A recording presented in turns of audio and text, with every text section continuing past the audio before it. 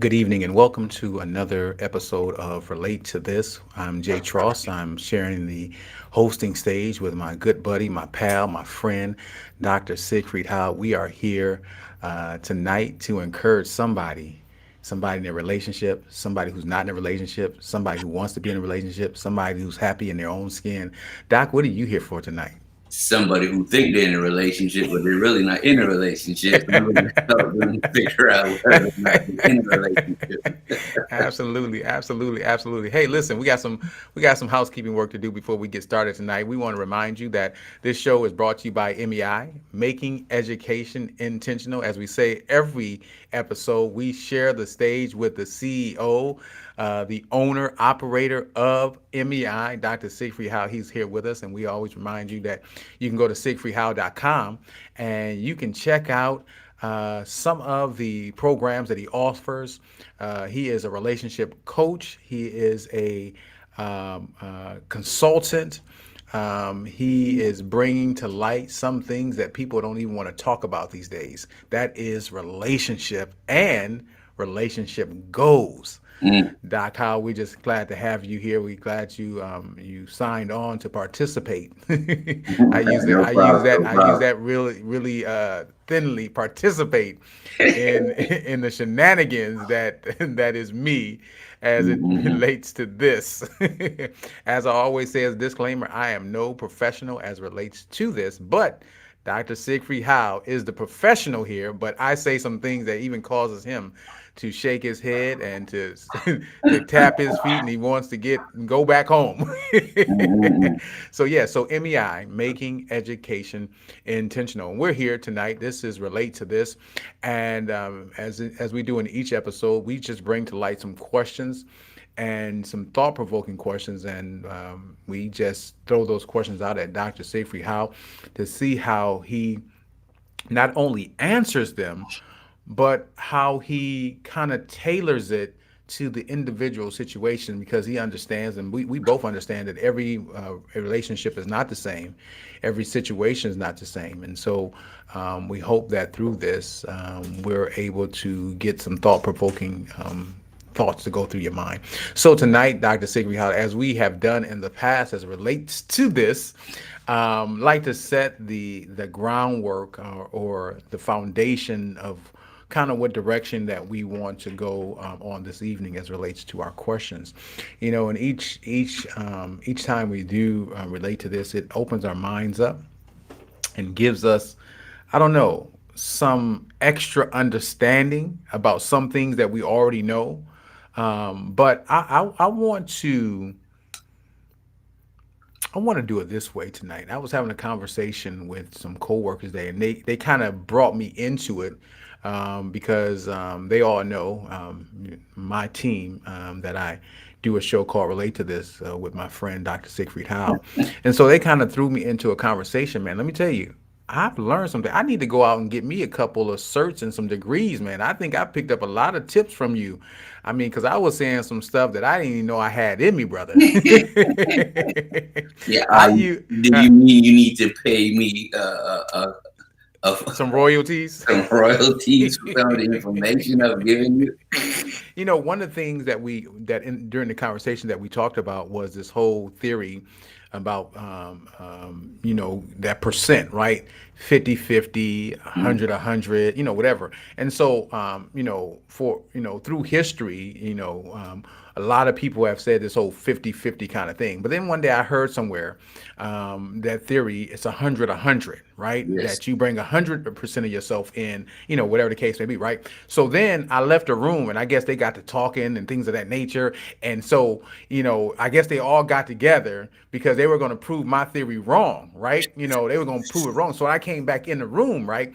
They was like, well, listen, Charles. Well, we were talking, how that goes. We were talking, and we Mm-hmm. get what you're saying about the 100%. But sometimes, every once in a while you get tired, so you might bring 40% in. You know what I mean? Or it may bring 20% in. Da da da da. Right? So I Yes. was like, yeah, I get what you're saying, because sometimes you get drained, physically, mentally. Yeah. So I said, okay, let's watch this. Watch this. Watch this. You see that bottle of water right there? I said, when you bought that bottle of water, how much water was in it? And they said it was full. I said, okay. I said, and throughout the day, you drank some water out of there, right? It's like, yeah, yeah, yeah, yeah. And then, by the end of the day, you pretty much drunk it. And then what do you do with that bottle? So one person got smart. It's like, well, I throw the bottle out. So everybody laughed at it. Ha, ha, ha, ha. And they said, then the other guy said, well, I fill it back up. Yes. So I said, okay, I'm gonna give you another one. I said, I have a friend who has a bottle who has, these big jugs, and on the side of the jug, it has hours.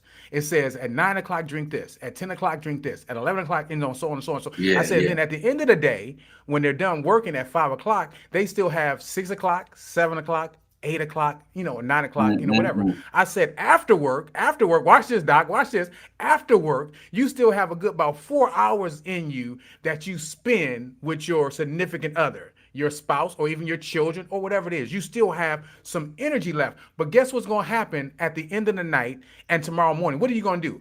You're going to fill that Fill bottle it back right back up. There I you said, go. so yes, you go in at 100.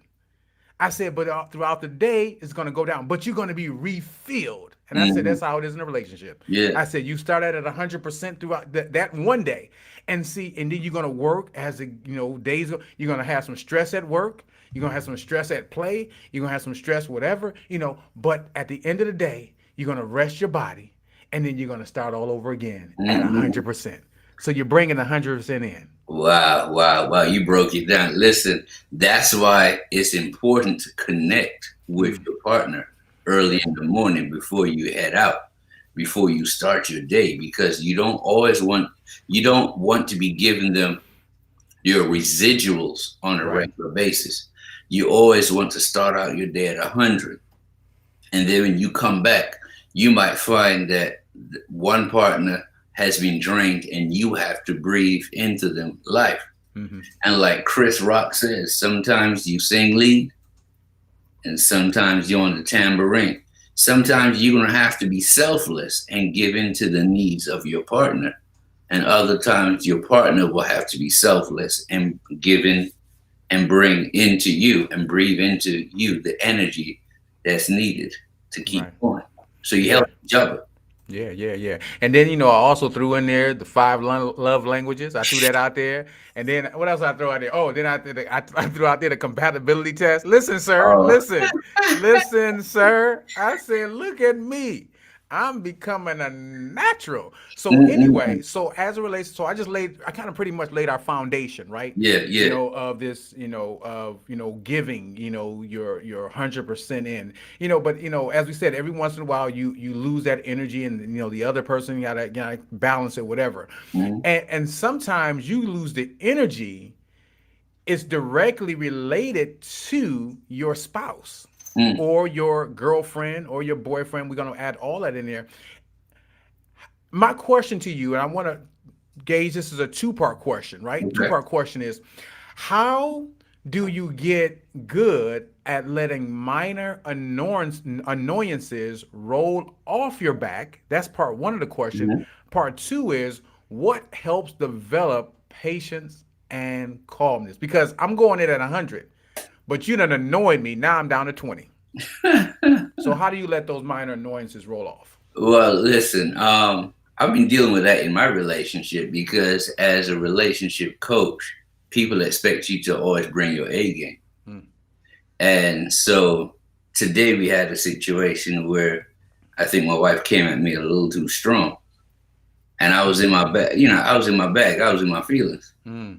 And I promised her and I promised myself that I will not let these minor emotional feelings linger too long, because it breeds content. And then if you don't address it, what happens is day 2, day 3, day 4, before you know it, you have a big situation that brooded out of nothing. It's all little petty stuff.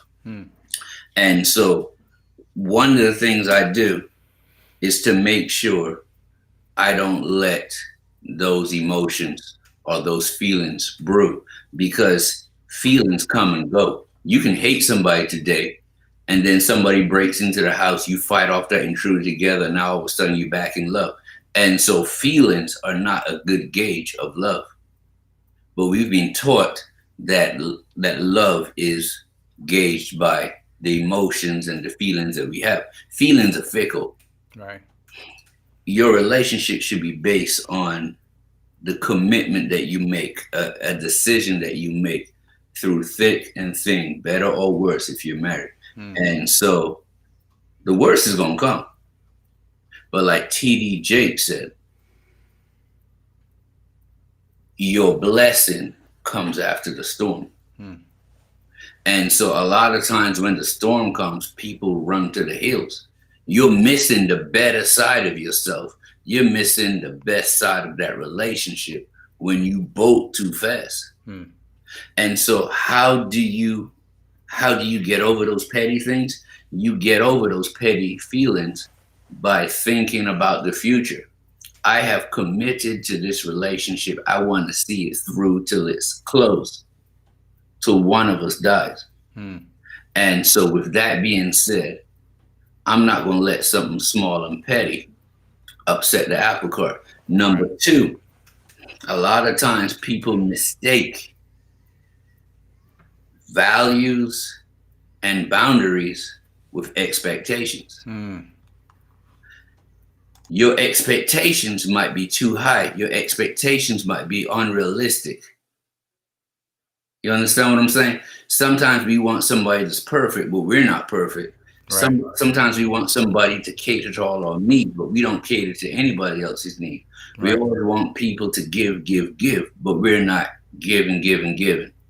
And so your expectations have to be lowered, especially when they're unrealistic. When you lower those expectations, then you find that you become happier. As long as someone does not violate your boundaries or violate your values, lower your expectations in a relationship, because everybody's gonna have bad days. If you give your partner a hard time when they have a bad day, what do you think will happen when you have a bad day? Right. So it's give and take. And the second part is, what do you do? What do you do is to remember that you're not perfect. Remember that relationships go through cycles. Remember that you made a commitment. And with that being said, you move forward. So relationships aren't about happiness.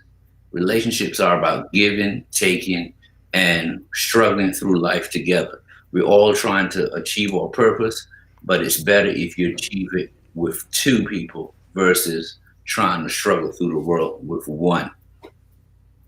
That's awesome. Yeah. And so I want to follow up with that, because you said a few minutes ago that your wife kind of came at you hard, and that happens in a lot of relationships, right? And it happened 20 years ago, right? So happened 20 years ago, and I've been hurt, right? And it wasn't with that person; it was with somebody else. Okay. My question here is this. This is my question. How do you intentionally help each other heal from past hurts so that they don't contaminate the present? And for all intents and purposes, I didn't even know you when I was hurt, and you didn't know me when you were hurt. So how do we help each other? I'm glad you framed it that way, because a lot of times people expect their partners to bring them happiness, to bring them a solution to their problems. At the end of the day, it's really your responsibility to fix your own brokenness. I'm there to lend support, and that's it. And so your job is to find books, to find therapy, training, videos, whatever, to give you resources for you to fix yourself. I'm just there to help you when you fall short, to give you love and support. A lot of times we expect our partners to fix our baggage, to fix our hurts, to fix our bruises, but that has never been our role. And so I don't expect my wife to solve my problems, but I do expect her to support me as I go through my problems. But to expect her to solve them, and she has her own baggage, why? That's not fair on me. So a helpmeet, not a solver. We all have our own baggage, and we all need to be working on getting ourselves fixed. I hope I answered that better. No. I got what you're saying, and that actually goes back to the theory of you got to love yourself first Yes. before you try to lend that love or try to incorporate with someone else. Mhm. That's what that goes back to. Yeah, and that's the reason why if you jump from partner to partner without fixing what's wrong, you end up with bigger and bigger bags. Mm.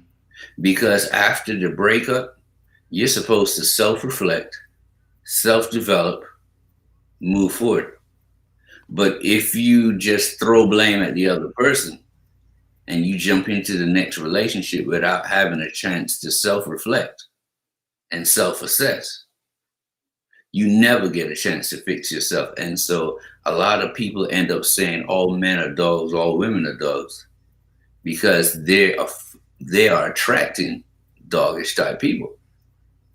But if they're taking the time to self-reflect, self-assess, and self-develop, you will find that you would attract different types of people. Yeah. Wow.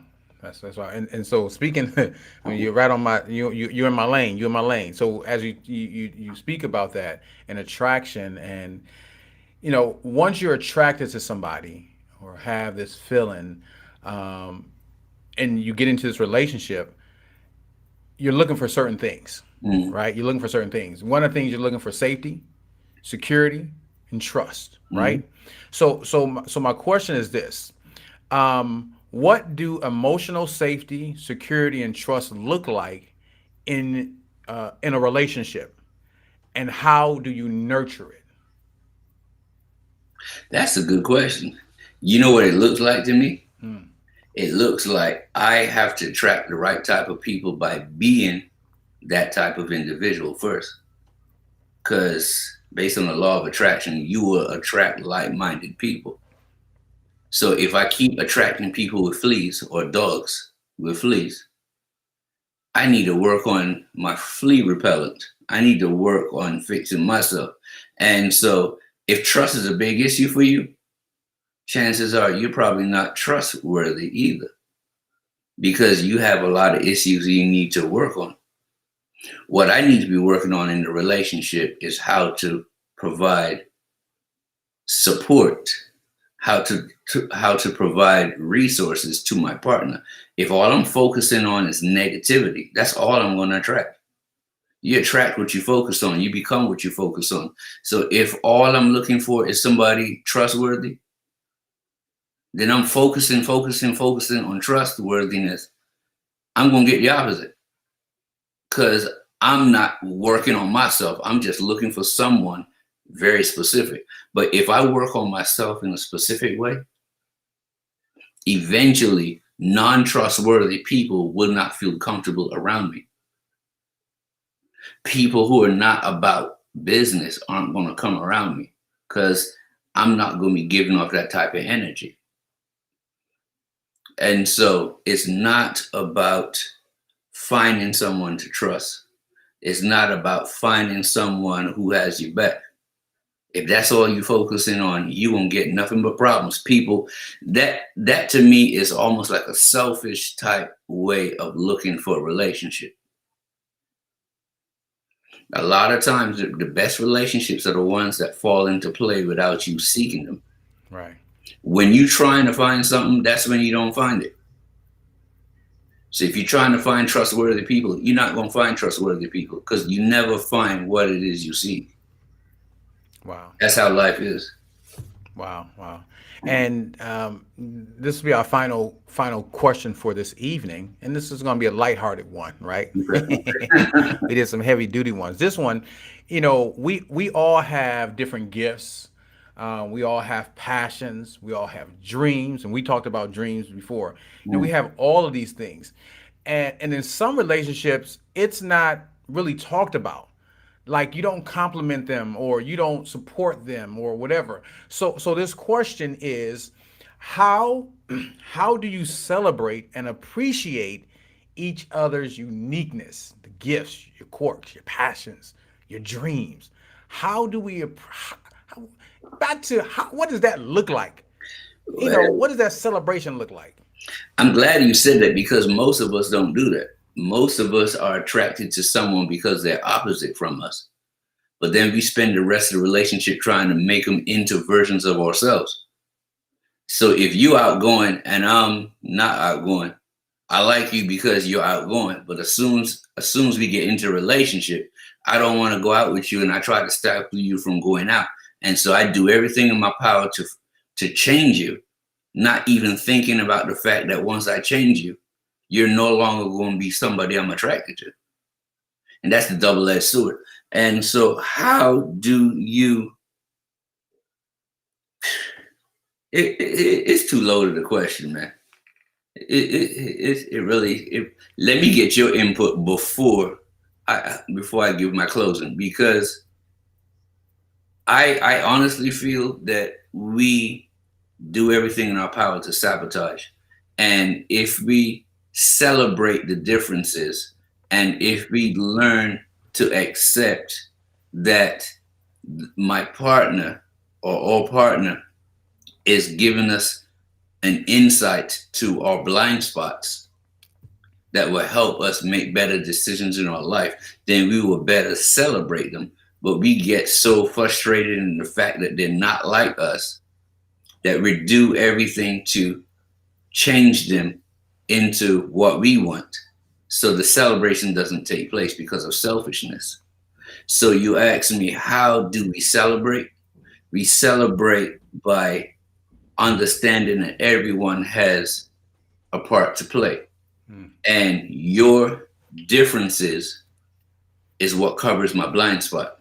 Wow. And then if I know that you have my back, then I can celebrate what you bring to the table versus, yeah, he gets on my nerves. He's always making light of every situation. Yeah, you uptight, but you want him to stop joking around because it makes you uncomfortable, but you make him uncomfortable. So let's celebrate the fact that sometimes we could be serious, sometimes we could be happy. Let's celebrate the fact that sometimes we want to go out, sometimes we want to stay home. Let's celebrate the fact that we're not the same so we don't bore each other. Instead of being upset, let's celebrate the differences. Wow. And start focusing on that 20-30% that we don't like. Let's focus on the 70% that we love and appreciate about each other. Wow. Hey, listen. Can you relate to this? That is the question. I mean, I don't even have to give anything, Mike, because that's it right there. That's it. I mean, you said it. You sabotage, and then sometimes you self-sabotage because the person who is sabotaging you has gotten into your head. So you start self-sabotaging your own self as relates to your uniqueness. And so, wow, man. I mean, yeah, that's deep. And like you said, it is a loaded question, and it can go down so many different roads. Yeah. With that being said, we thank Dr. Siegfried Howe for jumping in once again into the deep questions that are going around in our own heads, but we don't know answers to them. And so we like when Dr. Howe comes on the scene, as they say, with the gangster lean, to give us insight into this. And so our question that we leave to you is, can you relate to this? Hey, listen, we look forward to seeing you on our next episode. Have a wonderful evening. Y'all have a good night.